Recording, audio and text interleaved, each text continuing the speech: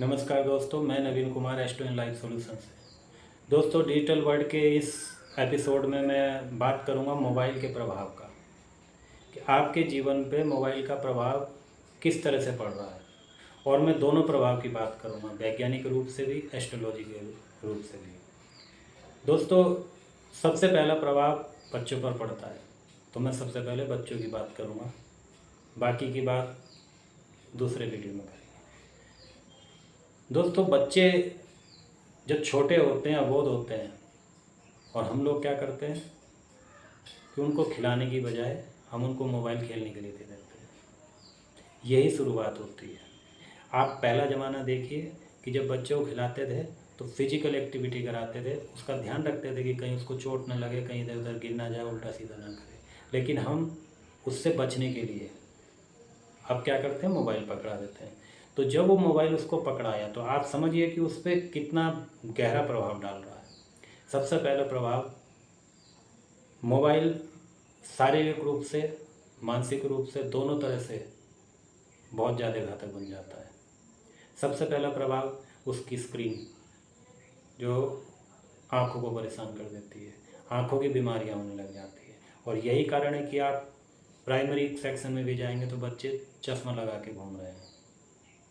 कभी ये चश्मे 40 के बाद चढ़ते थे और आज 4 साल की एज में भी चढ़ रहे हैं। ये उसका दुष्परिणाम है।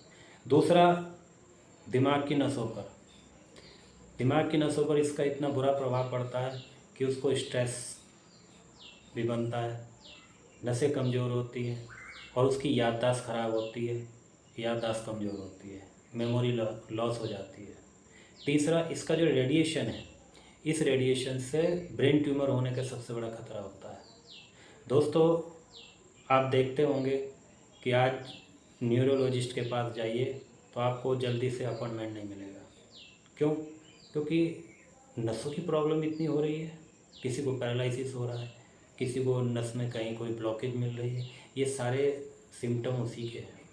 इसके अलावा सुस्ती, चिड़चिड़ापन, नींद न आना, ऐसी गंभीर समस्याएं इस मोबाइल के कारण हो रही हैं। और हम क्या कर रहे हैं, एक 1.5 साल के, 1 साल के बच्चे को भी मोबाइल दे रहे हैं।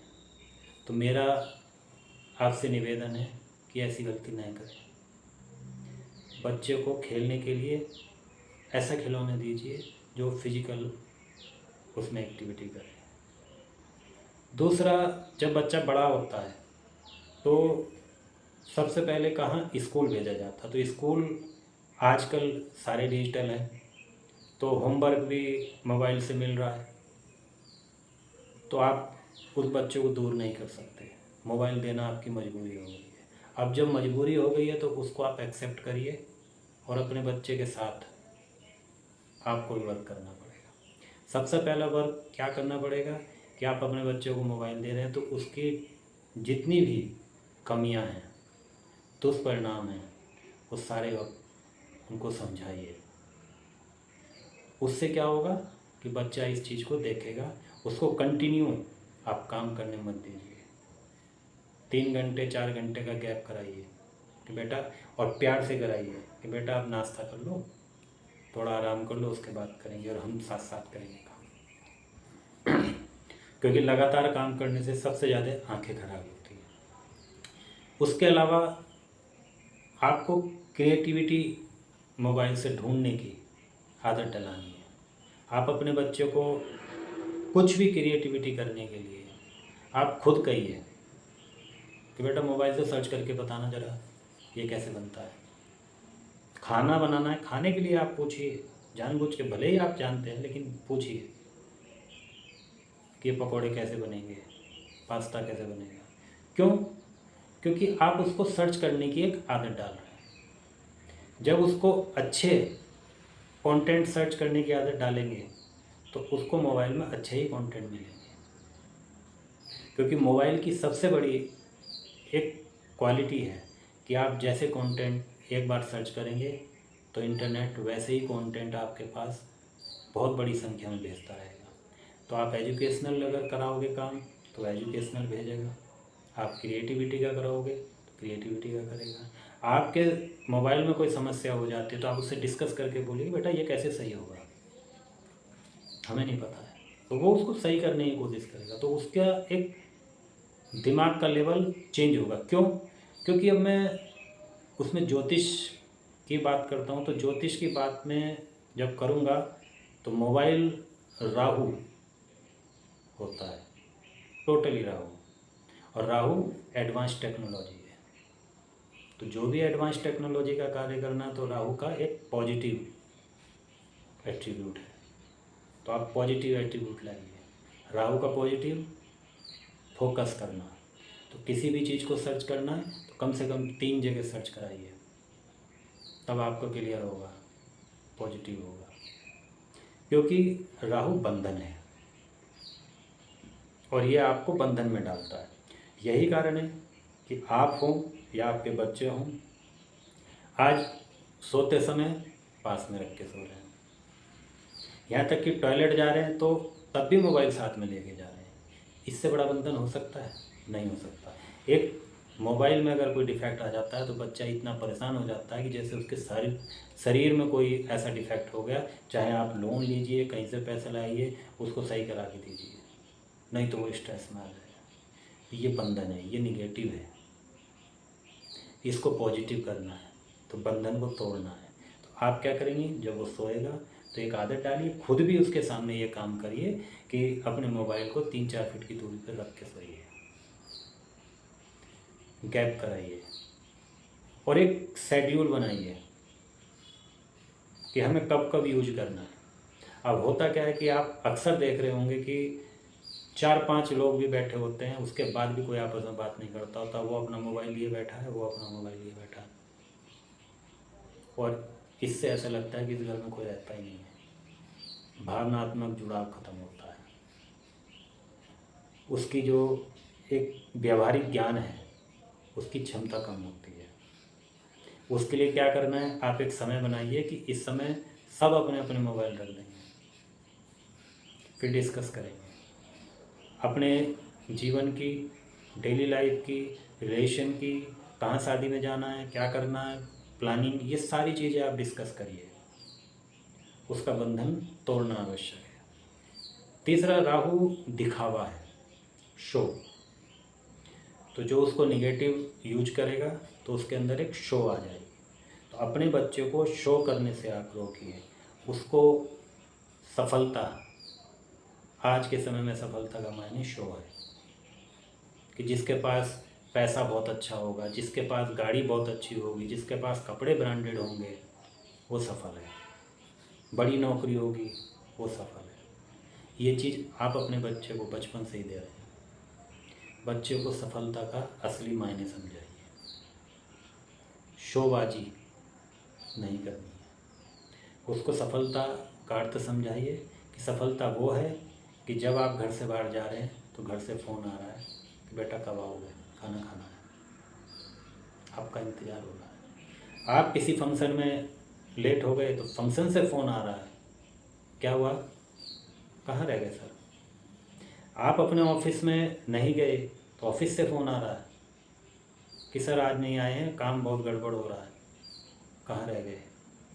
ये वैल्यू है आपकी, यही सफलता है। असली सफलता आपकी वो है कि आपका परिवार आपसे जुड़े, आपके रिश्तेदार आपसे जुड़े, आपके कुलीग आपसे जुड़े, आपके मित्र आपसे जुड़े, आपके बिना उनको लगे कि कुछ अधूरा है, ये सफलता है। बच्चों को केवल मार्क्स, शो है, 98-90% आने ज़रूरी है।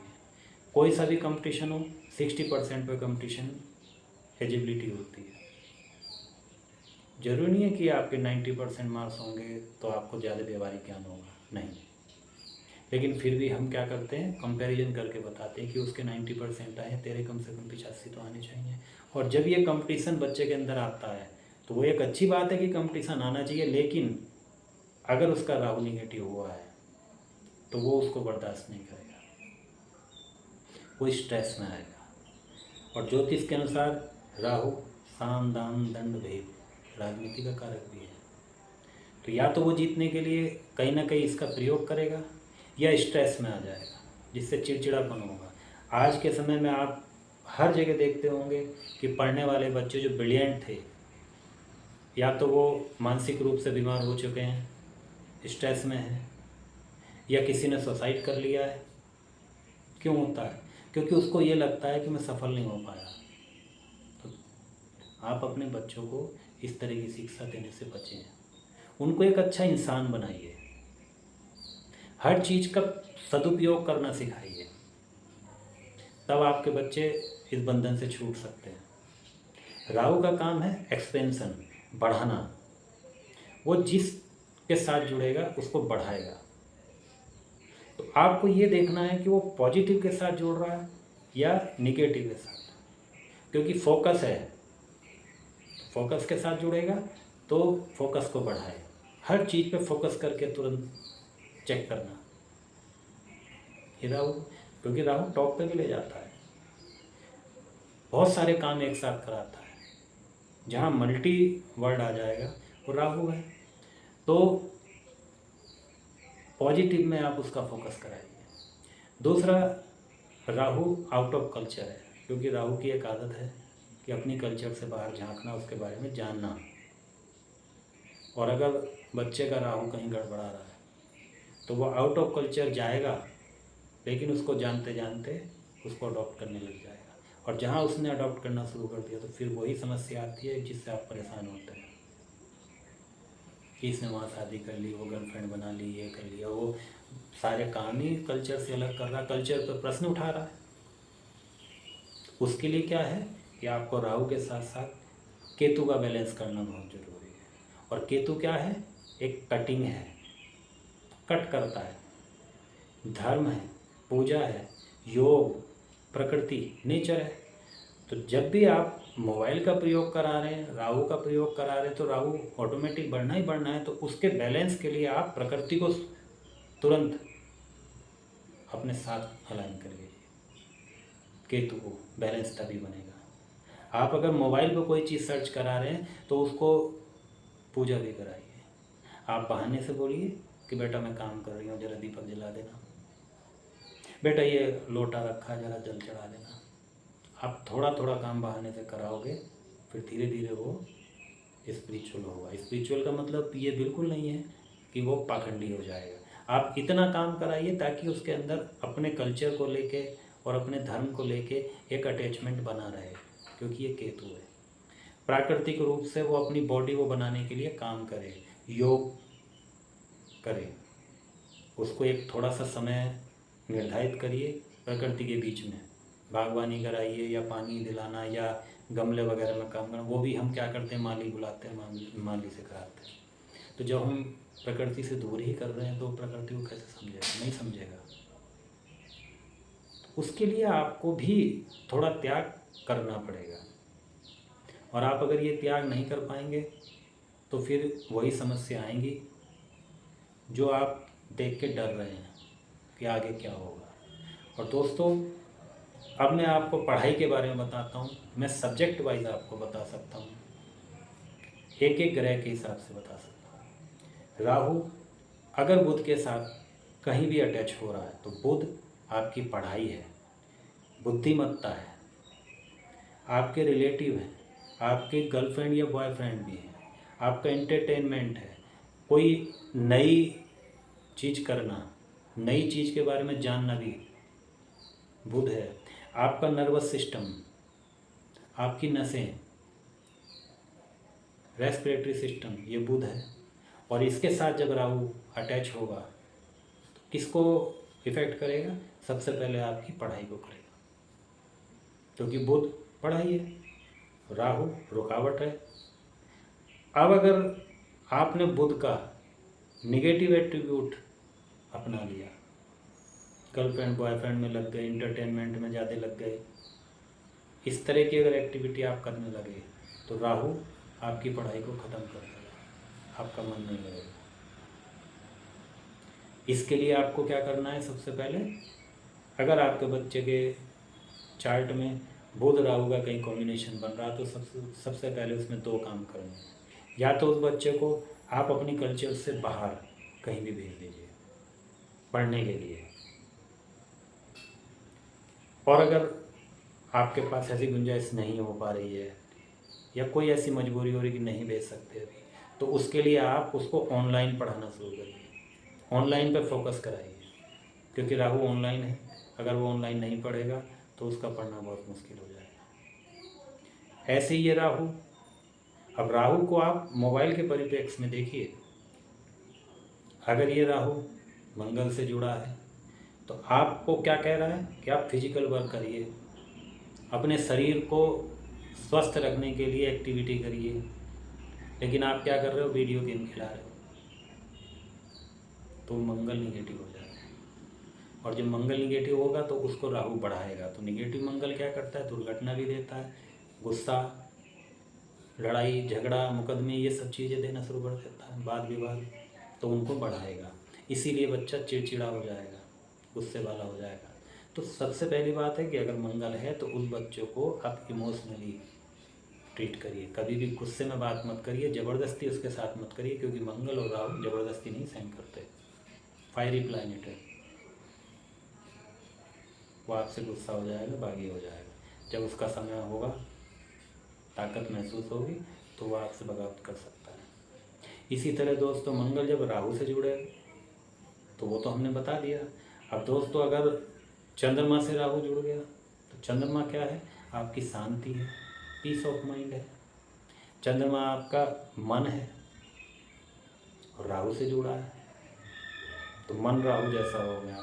और आपने अगर चंद्रमा को यूज़ नहीं किया, क्योंकि चंद्रमा आपका इमोशन भी है, तो आपके इमोशन को वो इतना बढ़ा देगा कि आप बात बात पे इमोशनल हो जाएंगे। और यही स्ट्रेस का कारण होता है दोस्तों। मंगल, चंद्रमा, बुध, ये 3 ग्रह ऐसे हैं कि जो राहु के साथ अगर जुड़ते हैं तो बहुत समस्या देने वाले बन जाते हैं। शर्त यह है कि अगर उनका निगेटिव प्रयोग किया जाएगा, पॉजिटिव करेंगे तो ये कुछ नहीं करेंगे। अब पॉजिटिव हम चंद्रमा राहु का कैसे करेंगे, चंद्रमा क्या है, आपके इमोशन है, इमोशन को कंट्रोल करना सिखाइए। दूसरा, चंद्रमा ट्रैवल है, तो उसको ऐसे स्कूल में आप भेजिए जहाँ पे उसे ट्रैवल करके जाना हो, कम से कम आधा घंटा। या तो आप बाहर ही भेज दीजिए, अगर बाहर नहीं भेज सकते, चंद्र राहु बाहर ही है, बाहर की यात्रा, तो अगर आप बाहर की यात्रा करा दोगे, उसको बाहर भेज दोगे तो सबसे बेस्ट है। और अगर बाहर नहीं भेज सकते हैं तो आप ऐसी जगह उसका स्कूल या ट्यूशन करिए कि जहाँ उसे कम से कम आधा घंटा लगे कि वो डेली यात्रा करके जाए, तो उसका चंद्रमा यूटिलाइज होगा। नहीं तो क्या होगा कि वो इतना स्ट्रेस दे देगा, इतना इमोशनल कर देगा कि वो इमोशनल डिसबैलेंस हो जाएगा और स्ट्रेस में आएगा, सुसाइड पे भी जा सकता है। बुध राहु और चंद्र राहु सुसाइड तक पहुंचा सकता है। फ़र्क इतना है कि चंद्र राहु एक मूडी है, क्योंकि चंद्रमा मूड है, मूड में आया तो बहुत ज़्यादा इमोशन हो गए। अगर थोड़ा सा परिवेश चेंज हुआ, क्योंकि चंद्रमा आपका एटमॉस्फेयर भी है, एटमॉस्फेयर चेंज हुआ तो मूड बदल सकता है। तो दोस्तों, इन चीज़ों की आपको बहुत ज़्यादा गंभीरता से सोचने की ज़रूरत है। अगर आप ये सोचते हैं तो आप अपने बच्चे को इसके दुष्प्रभाव से बचा सकते हैं। वरना आप देख रहे हैं कि आज के समय में क्या हो रहा है, ये सब राहु का प्रयोग, मोबाइल का प्रयोग है। जैसा कंटेंट देख रहे हैं, वो लड़ाई वाले गेम खेल रहे हैं, फायर वाले गेम खेल रहे हैं, 10-10 रुपए के लिए, सिगरेट के लिए फायर कर रहे हैं, लोगों को मार रहे हैं, मर्डर कर रहे हैं। जैसा गेम वैसा ही ब्रेन जा रहा ना, क्योंकि राहु है, उसको बढ़ाएगा। वो मिस्ट्री वाला, क्योंकि राहु मिस्ट्री भी है, मिस्ट्री वाली फिल्में देख रहा, मिस्ट्री वाले क्या बोलते हैं उसको, वेब सीरीज़ देख रहा है, तो वो कहाँ जा रहा है, अपने जीवन में मिस्ट्री कर रहा है। इसीलिए हो रहा है कि उसने उसको शादी के बाद काट दिया, बॉयफ्रेंड से कटवा दिया, ये कर दिया, वो कर दिया। यही है शुक्र राहु। तो शुक्र राहु क्या है, बहुत बढ़िया कॉम्बिनेशन है, बड़ा पैसा दिलाने वाला कॉम्बिनेशन है। लेकिन अगर आप निगेटिव उसको यूज कर रहे हो तो आपको लग्जरी की तरफ इतना मोड़ देगा कि आप उसके लिए कुछ भी करने के लिए तैयार हो जाएंगे। आप शुक्र पत्नी भी है, आप दूसरे कल्चर की पत्नी ला सकते हैं। ऐसी लड़कियों के केस में मंगल राहु अगर है तो मंगल पति है, आप दूसरे कल्चर का पति ढूंढ सकते हैं। तो इनका प्रभाव आपके जीवन में बहुत ज़्यादा पड़ना है। तो मेरा कहना यही है दोस्तों कि मोबाइल को आप दूर नहीं कर सकते, और जिसको हम दूर नहीं कर सकते तो उसका मतलब है कि हम उसका स्वागत करें और उसकी अच्छाइयों को अडॉप्ट करें, बुराइयों को दूर करने की कोशिश करें। इसलिए अपने बच्चों को मोबाइल से होने वाली जितनी भी हानियां हैं उनको ज़रूर बताएं, फ़ायदे भी उनको पूरे बताएं ताकि वो उसका फ़ायदा लें और बच्चों को अच्छे जीवन दें, उनको इन शारीरिक समस्याओं से, मानसिक समस्याओं से दूर करें। यह आपकी जिम्मेदारी है। दोस्तों, अगले वीडियो में मैं कुछ और राहु के प्रभाव पे, मोबाइल के प्रभाव पे ऐसी सामग्री दूंगा, वो भी आपको बहुत पसंद आएगी। अगर मेरी ये वीडियो आपको पसंद आई तो आप सब्सक्राइब करिए और शेयर करिए ताकि ज़्यादा से ज़्यादा लोगों को पहुँचे और लोगों के घर में शांति हो, सुख हो और सारा परिवार मिलकर बैठकर बात करें। ऐसा लगे कि हम पुराने ज़माने के उस दौर में आ गए हैं जहाँ सब मिलकर चौपाल करते थे, बात करते थे और प्यार से रहते थे। नमस्कार।